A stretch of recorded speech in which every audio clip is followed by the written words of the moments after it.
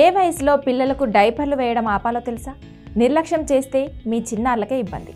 Baby డైపర్లు మార్కెట్లోకి రావడం ప్రారంభించినప్పటి నుంచి తల్లుల సమస్యలు చాలా తేలికగా మారాయి. పిల్లల మల విసర్జన, మూత్ర విసర్జన ఎక్కడ పడితే అక్కడ చేస్తారన్న టెన్షన్ వారిలో తగ్గింది. పిల్లల్ని ఎక్కడికైనా తీసుకెళ్లొచ్చు. అయితే డైపర్లు అతిగా వాడటం వల్ల పిల్లలకు ఆరోగ్య సమస్యలు వస్తాయి. తల్లిదండ్రులు సౌకర్యం చూసుకుంటే అది పిల్లలకే నష్టం. ఏ వయసులో పిల్లలకు డైపర్లు వేయడం ఆపాలో ఖచ్చితంగా తల్లిదండ్రులు తెలుసుకోవాలి. అంతేకాకుండా పిల్లలకు మల మూత్ర విసర్జన చేసే అలవాటు నేర్పించాలి. ఈ రోజుల్లో చాలా మంది తల్లిదండ్రులు తమ పిల్లలకు న్యాపీలు లేదా డైపర్లు వేస్తున్నారు. ఇవి తల్లిదండ్రులకు చాలా సౌకర్యంగా మారాయి.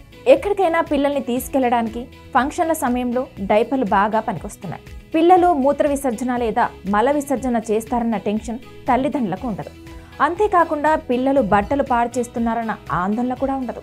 అయితే డైపర్లు ఎక్కువగా పిల్లలకు వేయడం వల్ల వారికి చాలా సమస్యలు వస్తాయి. ముఖ్యంగా డైపర్ ర్యాషెస్ వస్తూ ఉంటాయి. కొందరు తల్లిదండ్రులు సౌకర్యం కారణంగా పెద్ద పిల్లలకు కూడా డైపర్లు వేస్తుంటారు. అయితే ఇది మంచి పద్ధతి కాదంటున్నారు నిపుణులు. పిల్లలకు ఏ వయసులో డైపర్లు వేయడం ఆపాలో ఇప్పుడు తెలుసుకుందాం.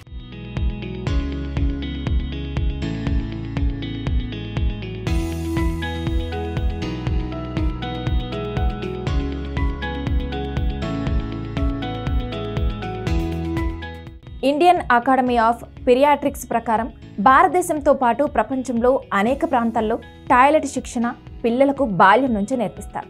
వారి మీద ఎటువంటి ఒత్తిడి కూడా పెట్టరు. పిల్లలకు సమయానికి మూత్ర విసర్జన, మల విసర్జన చేసే పద్ధతి నేర్పిస్తే డైపర్లు అవసరం ఉండదు. డైపర్లు వేసుకోకపోవడం వల్ల పిల్లల ఆరోగ్యానికి ఎంతో మంచిది. వారు ఫంగల్ ఇన్ఫెక్షన్లు, మూత్రనాళాల ఇన్ఫెక్షన్ల బారిన పడరు. అంతేకాకుండా డైపర్ల కోసం ఖర్చు చేసే డబ్బు కూడా ఆదా అవుతుంది. చాలామంది పిల్లలకు 18 నుంచి 24 నెలల వయసులోనే మూత్ర, మల విసర్జన గురించి నేర్పించాలని నిపుణులు సిఫార్సు చేస్తున్నారు. ఈ వయసులో పిల్లలు బాగా అర్థం చేసుకోవడం ప్రారంభిస్తారు. ఈ వయసులో పిల్లలు రాత్రిపూట ఎక్కువసేపు పొడిగా ఉండి పగటిపూట తడిగా ఉంటారు. పిల్లలు టాయిలెట్ శిక్షణ పొందినప్పుడు వారికి డైపర్లు అవసరం ఉండదు. ప్రతిరోజు రాత్రి పడుకునే ముందు పిల్లల్ని టాయిలెట్కి వెళ్ళమని, ఉదయం లేచిన తర్వాత మూత్ర, మల విసర్జన చేయమని తల్లిదండ్రులు ప్రోత్సహించాలి. చాలా మంది తల్లిదండ్రులు పిల్లలకు 3 నుంచి 4 ఏళ్ల వయసు వరకు డైపర్లు వేస్తూనే ఉంటారు. పిల్లలు అదే డైపర్లలో మూత్ర విసర్జన, మల విసర్జన చేస్తారు. ఆ డైపర్లు ఎక్కువసేపు ఉంచడం వల్ల పిల్లలకు ఫంగల్ ఇన్ఫెక్షన్లు, మూత్రనాళాల ఇన్ఫెక్షన్ల ప్రమాదం జరుగుతుంది. ఇక తల్లిదండ్రులకు కొన్ని ప్రయోజనాలు ఉండవచ్చు, కానీ దానివల్ల చాలా నష్టాలు ఉన్నాయని మార్గదర్శకాలు చెప్తున్నారు.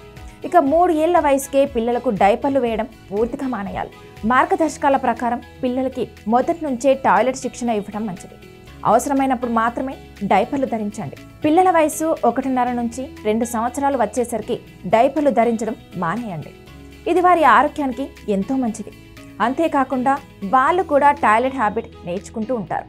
కరెక్ట్గా మల, మూత్ర విసర్జన చేస్తారు. నవజాత శిశువులకు మాత్రమే డైపర్లు వేయాలని నిపుణులు సిఫార్సు చేస్తున్నారు. ఎందుకంటే నవజాత శిశువులు చాలాసార్లు మూత్ర విసర్జన, మల విసర్జన చేస్తారు. న్యాపిలో మలం ఉంటే వెంటనే డైపర్ మార్చండి. దూదిని తడిపి ముందు నుంచి వెనుకకు పూర్తిగా శుభ్రం చేయండి. పిల్లల్ని 24 గంటలు డైపర్లు ధరించమని బలవంతం చేయకండి. పిల్లలకు మూత్ర, మల విసర్జన చేసే అలవాటును నేర్పించండి. వాళ్ళు పొరపాటున మల, మూత్ర విసర్జన చేస్తే కోపడకండి. వారికి ఎక్కడ ఏ పనులు చేయాలో నేర్పించాలి.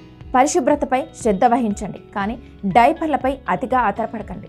మంచి డైపర్లు కొనడం కూడా చాలా ముఖ్యం. లీకేజీ నివారించే డైపర్లు పిల్లలకు చాలా మంచిది.